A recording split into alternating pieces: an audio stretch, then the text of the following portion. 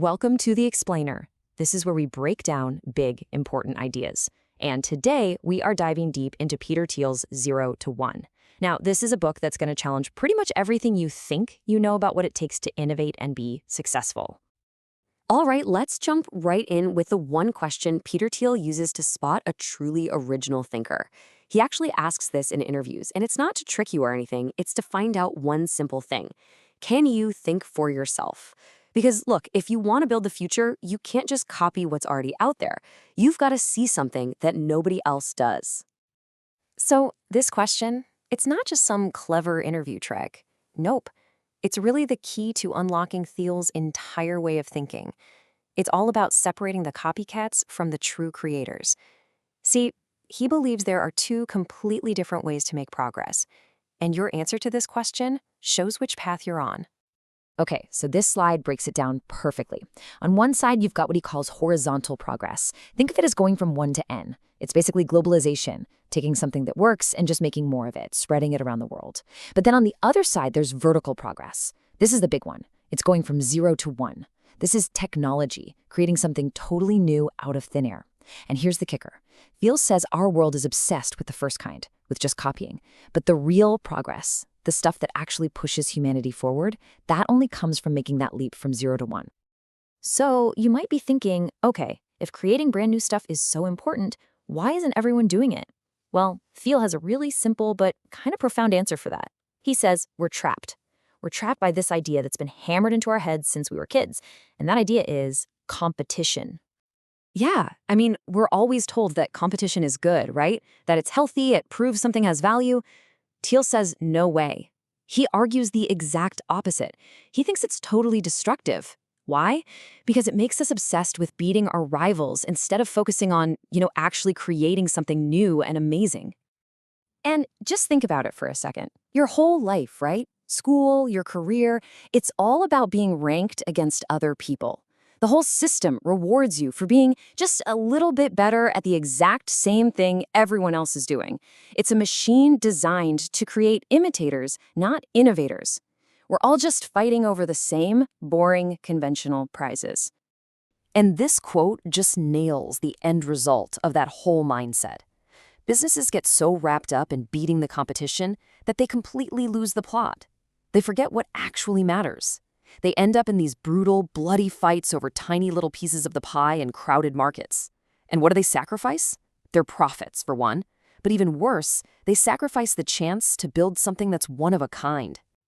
Okay, so if competition is the big enemy here, then what's the answer? Well, this is where we get to Thiel's most controversial and probably most famous idea. He says the goal isn't to win the game. The goal is to escape the game completely by building a monopoly. Whoa, okay, a monopoly.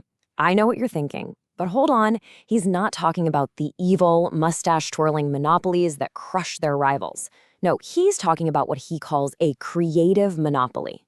This is a company that's just so good, so unique at what it does, that nobody else can even come close. Think about Google with search in its early days. They weren't just a tiny bit better than the competition. They were on a completely different planet. And this line from the book just says it all. In a super competitive market, everybody's fighting so hard that nobody makes any real money. All those companies are miserable, just trying to survive. But happy companies? Thiel says they're all happy for the same reason. They're different. They've created their own little universe where they're the only ones solving a really important problem. And being that unique, it comes with some incredible perks. The profits you make from being a creative monopoly give you breathing room. You can actually think about the future. You can fund those crazy, ambitious research projects. You can even afford to treat your employees better and build an amazing culture. You're not just scraping by. You're actually building something. All right, so the billion-dollar question is, how do you actually build one of these things? Well, the great part is, Thiel doesn't just leave you hanging. He gives you a super clear blueprint, and it's built on 4 key pillars.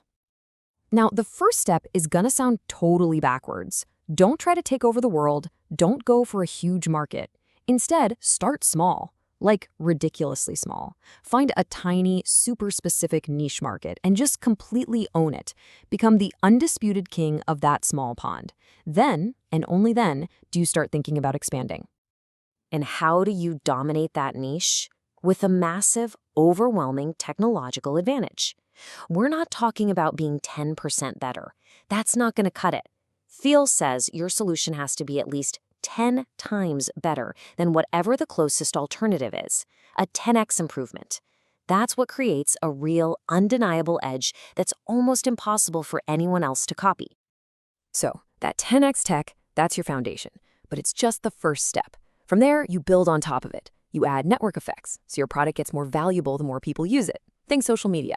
Then you get economies of scale, meaning your business just gets stronger and more efficient as it grows. And finally, you wrap that whole thing in a killer brand. Put those 4 things together, and you've got a monopoly that can really last. Okay, so building a company like this, it takes more than just a slick business plan. It really requires a completely different way of looking at the world, and especially a different way of looking at the future. It's so common to hear that success is just about being in the right place at the right time. It's all luck.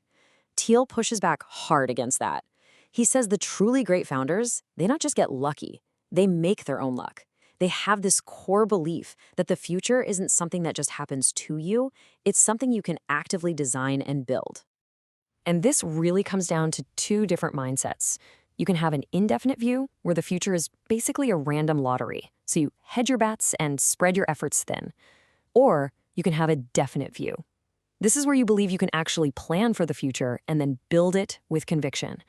And if you want to go from 0 to 1, Thiel says you absolutely have to be in that second camp. You have to be a definite optimist. This idea of having a definite plan connects to a super important concept, one that comes from the world of venture capital. It's called the power law. See, we're all taught to think about the world in terms of a bell curve, where most things are kind of average. But in reality, especially in business and tech, that's not how it works at all. The world is way more extreme. It's a tiny handful of things, a few companies, a few decisions, that produce almost all of the results. And this chart shows you exactly what that looks like in venture capital. In a winning fund, the single best investment will often make more money than every other investment combined. It's wild. So what's the takeaway? It's simple. Stop hedging your bets. Your goal isn't to have a bunch of pretty good ideas. It's to find that one single incredible idea that has the potential to be a true 0 to 1 breakthrough, and then go all in. So in the end, everything we've talked about, every single idea in 0 to 1, really boils down to this one powerful point. It's not about being a contrarian just for the sake of it. It's about finding the courage to step away from the crowd, to escape that endless competition, and to really, truly think for yourself. And that brings us right back to where we started. The real question you should be asking yourself isn't, how can I compete better? No, it's the question Thiel leaves us with. What valuable company is nobody else building? What is that important truth that you see, but almost no one else agrees with you on? Because finding the answer to that, well, that's how you build the future.